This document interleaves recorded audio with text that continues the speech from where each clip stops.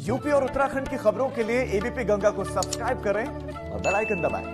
नमस्कार, स्वागत है आपका एबीपी गंगा में। मैं हूं आपके साथ प्राची पाराशर। इस वक्त की बड़ी खबर आपको बता दें, योगी कैबिनेट से लव जिहाद का जो प्रस्ताव है वो पारित हो गया है। कैबिनेट की बैठक के बाद प्रस्ताव पर फैसला हुआ है। एबीपी गंगा की खबर पर मुहर लग गई है। तो ये बड़ी खबर आपको बता दें, और बड़ी खबर ये है कि लव जिहाद का प्रस्ताव पारित हो गया है। योगी कैबिनेट ने लव जिहाद का प्रस्ताव जो है वो पास कर दिया है। कैबिनेट की बैठक के बाद ये फैसला हुआ है, क्योंकि अभी तक जो खबर मिल रही थी उसके मुताबिक ये था कि बैठक में सिर्फ चर्चा हुई है प्रस्ताव पर, लेकिन अब जो जानकारी मिल रही है, जो बड़ी अपडेट मिल रही है, उसके मुताबिक कैबिनेट की बैठक के बाद ये प्रस्ताव पास हो गया है, पारित हो गया है। इस वक्त हमारे साथ UP bureau chief Viresh Pandey जुड़ गए हैं ज्यादा जानकारी के साथ। वीरेश, पहले खबर आती है कि सिर्फ बात हुई है, चर्चा हुई है, प्रस्ताव पारित नहीं हुआ है, और अब प्रस्ताव पारित होने का ये बड़ा अपडेट मिल रहा है। देखिए, योगी सरकार का और उत्तर प्रदेश सरकार का ये बड़ा फैसला है।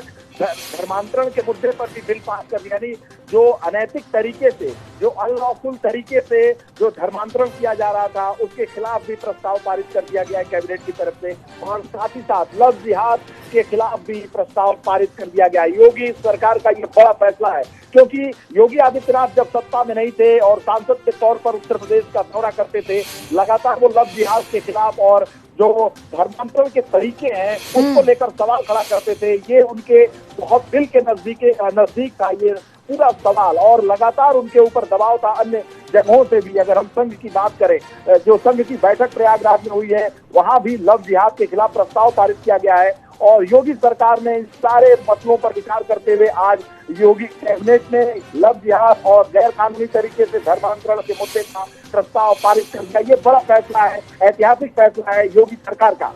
बिल्कुल, ये बड़ा फैसला है वीरेश। अब ऐसे में ये भी आपसे समझना चाहेंगे, आज जो हाईकोर्ट की टिप्पणी थी, आज जिस तरीके से हाईकोर्ट का फैसला आया था, उसके बाद उम्मीद बहुत कम लग रही थी। हालांकि लगातार एबीपी गंगा तो बता रहा था कि आज योगी कैबिनेट की बैठक में प्रस्ताव पास हो जाएगा। अब ये जो कॉन्ट्रडिक्शन है, इसे किस तरीके से समझा जाए?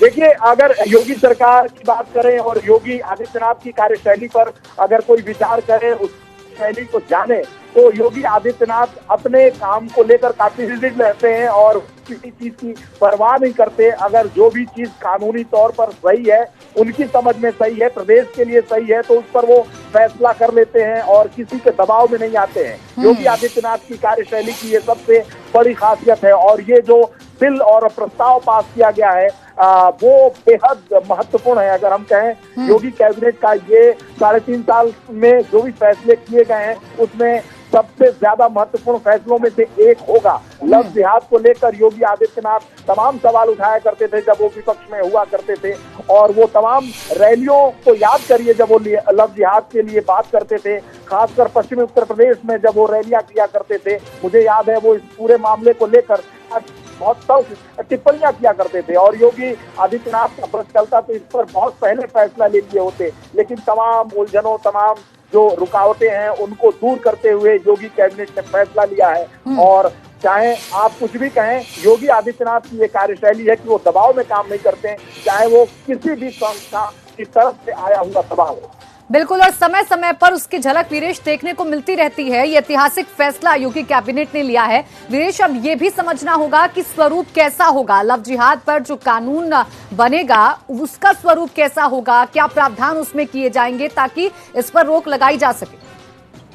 देखिए, जो सरकार चाहती थी कि कोई भी लव जिहाद में खासकर दूसरे धर्म की लड़कियों को लालच देकर, उन्हें गलत फहमी में रखकर, अपनी जाति या धर्म को छुपाकर धर्मांतरण करने की कोशिश की जाती थी। साथ ही साथ लव जिहाद के एंगल में फंसाया जाता था। अगर हम कानपुर की बात कर लें, SIT का गठन हुआ था, उसमें 12 में से 9 केसेस सही आए हैं। तो जो SIT की रिपोर्ट है और जो धर्मगुरुओं की राय थी, जो कानून की राय है, तमाम पहलुओं पर विचार कर योगी कैबिनेट ने ये फैसला किया है। और इस पूरे पहलुओं पर बात करके और बेहतर क्या हो सकता है, वो सब कानून योगी सरकार लेकर आ रही है। इसलिए लव जिहाद को लेकर जो मंथन चल रही थी, मैं कह सकता हूँ कि 3.5 साल से ज्यादा कि इस सरकार ने शुरुआत में ही योगी आदित्यनाथ ने इस पर काम करना शुरू कर दिया था, मन मस्तिष्क बनाना शुरू कर दिया था, लोगों से बातचीत करना शुरू कर दिया था, जो एक्सपर्ट हैं उनसे बात करना शुरू कर दिया था, जो विधि के जानकार हैं उनसे बात करना शुरू कर दिया था, और उसके बाद बहुत सोच समझकर ये फैसला किया गया है। बिल्कुल 3.5 साल बाद ये फैसला योगी कैबिनेट ने किया है, जिसे बड़ा और ऐतिहासिक फैसला समझा जा सकता है, कहा जा सकता है वीरेश। लेकिन इस फैसले के अपने अलग सियासी मायने भी हैं, उन्हें अगर समझें तो किस तरीके से आप समझाएंगे? क्योंकि उत्तर प्रदेश में कोई भी फैसला राजनीति में किस तरीके से उछाल लाता है, सियासत को कैसे गर्म करता है, वो हम सब जानते हैं। और ये तो लव जिहाद से जुड़ा हुआ मामला। देखिए, लव जिहाद जो भारतीय जनता पार्टी के एजेंडे में है, और भारतीय जनता पार्टी जब भी चुनाव प्रचार करती थी, चाहे आप अगर उपचुनाव को देख लीजिए, आम चुनाव को देख लीजिए, योगी आदित्यनाथ के उन तमाम भाषणों को याद कर लीजिए, साथ ही साथ उनकी रैलियों को याद कर लीजिए, लव जिहाद बहुत बड़ा एंगल था। और संघ की जो बैठक प्रयागराज में हुई है, मोहन भागवत के नेतृत्व में उस बैठक में जो संघ के सभी बड़े पदाधिकारी थे, मुख्यमंत्री योगी आदित्यनाथ भी वहाँ 3 घंटे बैठे थे और संघ के बड़े पदाधिकारियों से विचार विमर्श किए थे। लव जिहाद को लेकर वहाँ प्रस्ताव पारित किया गया था। इन सारी बातों का दबाव था, इन सारी बातों को ध्यान में रखा गया था, और खासकर भारतीय जनता पार्टी इसको लेकर बहुत ही पहले से विचार कर रही थी कि लव जिहाद के खिलाफ कानून लाया जाए। और एक तरह से लव जिहाद भारतीय जनता पार्टी का मूल एजेंडा रहा है, उसके खिलाफ काम करना भारतीय जनता पार्टी के नेताओं का, संघ का ये काम रहा है, और उस पर वो बहुत अरसे से काम करते रहे हैं। लेकिन जब लगा कि इससे काम नहीं चल रहा है तो इसके खिलाफ कानून की जरूरत महसूस हुई, और जब कानून की जरूरत महसूस हुई तो योगी कैबिनेट ने बड़ा फैसला लिया है और इसके खिलाफ प्रस्ताव पारित किया है। साथ ही साथ मुख्यमंत्री योगी आदित्यनाथ इस बात को एहसास करते थे कि जो धर्मांतरण का तरीका है वो बेहद ही खराब है, और इसको लेकर भी वो बहुत मंथन और बैठक कर रहे थे। और जो संघ है, संघ ने भी इस प्रयागराज की बैठक में धर्मांतरण के मुद्दे को लेकर बहुत जोर शोर से उठाया था, और इसके खिलाफ भी कानून बनाने का प्रस्ताव या सुझाव दिया था योगी आदित्यनाथ को। लगभग योगी आदित्यनाथ की 3 घंटे से ज्यादा बैठक संघ के बड़े नेताओं के साथ हुई थी, जिसमें मोहन भागवत थे, भैया जी जोशी थे, डॉक्टर कृष्ण थे, थे, और संघ के सभी बड़े नेता थे। ऐसे में ये विचार विमर्श किया गया और कैबिनेट से फैसला किया है।